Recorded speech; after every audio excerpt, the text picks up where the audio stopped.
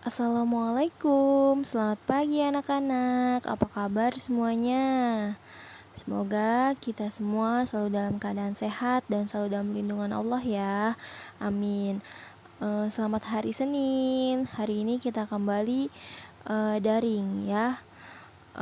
Seperti biasa ya, jaga kesehatannya ya, makan makanan yang sehat dan bergizi.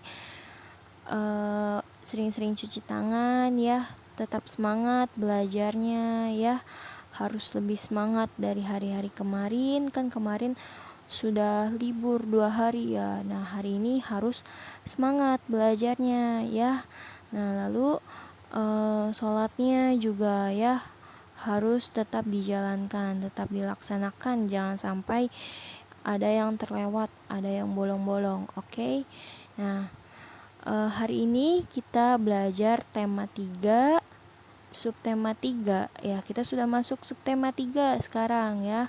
Pembelajaran 1. Nah, silahkan dipersiapkan bukunya dan alat tulisnya ya. Lalu sebelum belajar, alangkah baiknya kita berdoa terlebih dahulu ya. Mari kita berdoa sama-sama dari rumah masing-masing ya.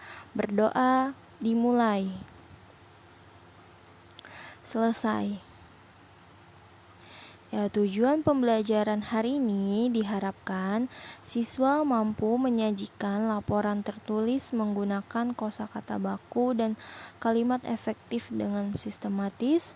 Siswa mampu mengidentifikasi pemanfaatan sumber daya alam hayati bagi kesejahteraan masyarakat dengan tepat.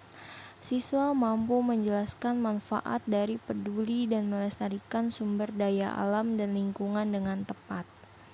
Ya, sekarang kita sudah masuk ke subtema 3 ya, yaitu tentang ayo cintai lingkungan. Pembelajaran 1 ya.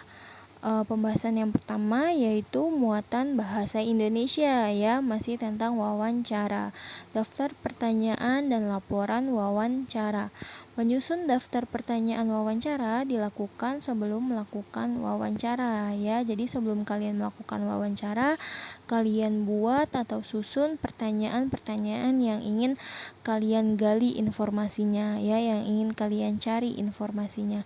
Lalu daftar pertanyaan yang akan ditanyakan diurutkan dari hal yang umum ke hal yang khusus ya. Pertanyaan kepada narasumber diajukan secara berurutan dimulai dari tahap pembuka, inti, dan penutup. Nah, berikut contoh daftar pertanyaan wawancara ya. Topiknya yaitu budidaya kerang mutiara. Narasumbernya peternak kerang mutiara. Nah, daftar pertanyaannya yang pertama, sudah berapa lama Bapak membudidayakan kerang mutiara? Yang kedua, apa saja yang diperhatikan saat melakukan budidaya kerang mutiara? Yang ketiga, bagaimana proses untuk memanen kerang mutiara? Nah, daftar pertanyaan yang akan ditanyakan ini sebaiknya diurutkan dari hal yang umum ke hal yang khusus ya, dari hal yang sering ditanyakan ke hal pokoknya ya, atau hal yang khusus. Nah, setelah membuat daftar pertanyaan, ajukan pertanyaan kepada narasumber secara berurutan dimulai dari tahap pembukaan, inti, dan penutup ya. Nah, tahap pembukaan, pewawancara memperkenalkan diri ya. Contohnya, selamat pagi Pak, perkenalkan nama saya Dayu, apakah saya bisa minta waktunya sebentar untuk wawancara?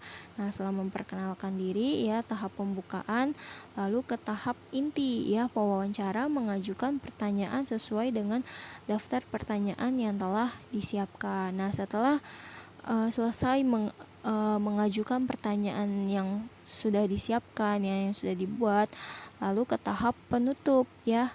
Nah, pewawancara yang akan menutup wawancara harus memberikan kesan yang baik dan menyenangkan ya, seperti mengucapkan terima kasih kepada narasumber. Nah, lalu setelah membuat daftar pertanyaan dan melakukan wawancara, hal yang harus dilakukan berikutnya adalah membuat laporan hasil wawancara ya. Nah, laporan hasil wawancara sebaiknya membuat bagian-bagian berikut. Nah, kemarin kalian juga sudah sudah belajar tentang format menulis laporan hasil wawancara ya. Ada yang masih ingat? Ya, laporan hasil wawancara itu memuat yang pertama topik wawancara ya. Nah, topik wawancara ini ditulis agar pembaca mengetahui pokok pembicaraan yang dilakukan selama wawancara ya. Lalu narasumber.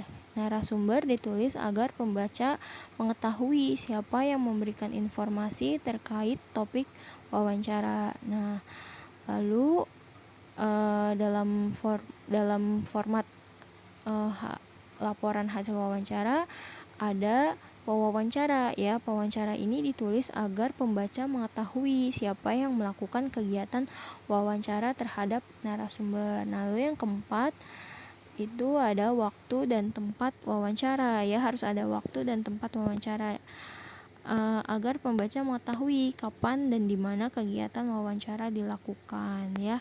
Nah, yang kelima, ini bagian yang penting ya, hasil wawancara. Ditulis agar pembaca mengetahui isi pembicaraan yang dilakukan dengan narasumber selama kegiatan wawancara. Nah ya, lalu hasil wawancara ini lebih baik ditulis dengan kosakata baku dan kalimat efektif ya, agar pembaca mudah memahami isi laporan. Nah, lalu yang keenam itu harus ada kesimpulan ya. Kesimpulan ini ditulis agar pembaca mengetahui gagasan akhirnya ya, dari akhir kegiatan wawancaranya tuh apa ya, dibuat kesimpulannya. Oke? Ya, lanjut muatan IPS ya, memanfaatkan sumber daya alam hayati. Contoh pemanfaatan sumber daya alam hayati yaitu contohnya pada sapi. Sapi dimanfaatkan daging dan susunya oleh manusia ya. Daging sapi bisa dimanfaatkan sebagai bahan makanan ya, bisa kita untuk makan, dan susu sapi bisa kita minum ya, bisa diolah juga sebagai bahan yogurt atau keju. Nah, makhluk hidup terdiri dari manusia, hewan, dan tumbuhan. Sebagai manusia, kita perlu merawat hewan dan tumbuhan. Dengan merawat hewan dan tumbuhan, berarti kita telah mencintai lingkungan. Kita juga akan mendapatkan banyak manfaat atau keuntungan jika merawat hewan dan tumbuhan. Nah, keuntungan merawat hewan dan tumbuhan, contohnya pada pohon mangga. Nah, pohon mangga yang dirawat akan menghasilkan buah yang dapat kita makan. Segar ya buah mangga ini. Nah, buah mangga ini mengandung banyak vitamin yang bermanfaat bagi kesehatan tubuh kita. Nah, contohnya lagi yaitu pada ayam ya. Ayam yang dirawat akan menghasilkan telur dan daging untuk diolah menjadi bahan makanan ya. Telur ayam juga bisa kita jual ya. Nah, lalu kita lanjut ke muatan IPA ya, peduli terhadap kelestarian sumber daya alam dan lingkungan.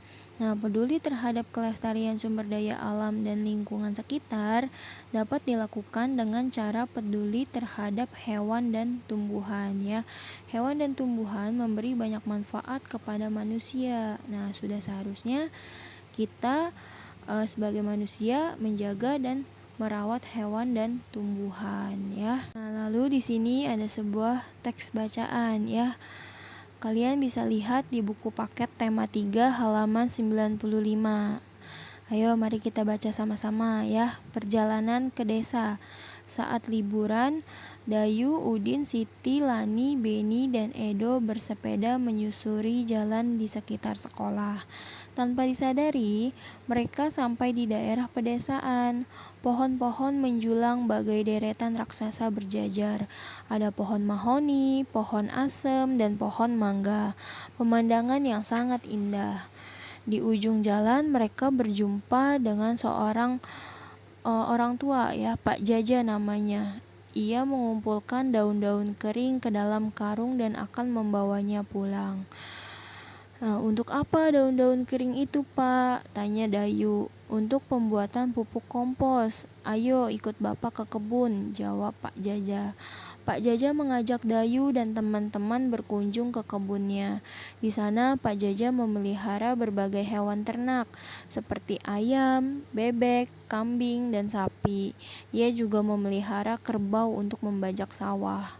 Pak Jaja bercerita bahwa daun itu bahan campuran untuk membuat pupuk. Caranya, sampah daun kering itu dicampur dengan kotoran hewan ternak, ditumpuk dan didiamkan sekitar 2 bulan. Campuran itu akan hancur menjadi pupuk alam yang disebut kompos. Ya, pupuk kompos ini disukai petani karena murah, mudah dibuat, dan sangat baik untuk meningkatkan hasil panen. Jelas Pak Jaja. Nah, itu tadi bacaan ketika Dayu dan teman-temannya bersepeda bersama ya. Mereka bertemu Pak Jaja yang sedang memunguti daun. Nah, ternyata daun itu akan digunakan untuk pembuatan pupuk kompos ya.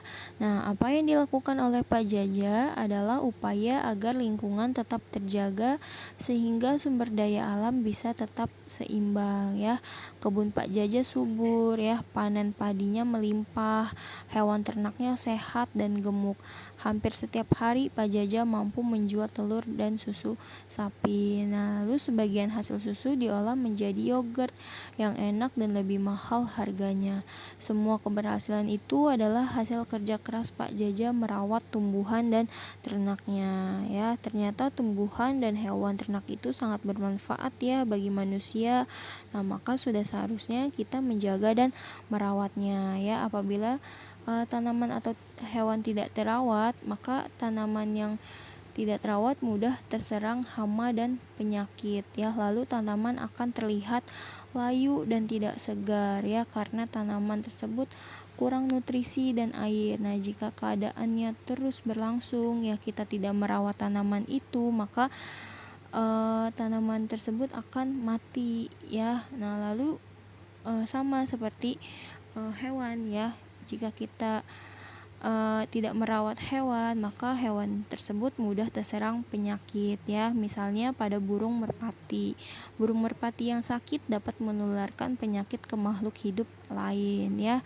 Burung merpati yang sakit dapat menularkan penyakit ke kita ya. Contohnya penyakit flu burung ya. Flu burung itu menular ke manusia ya.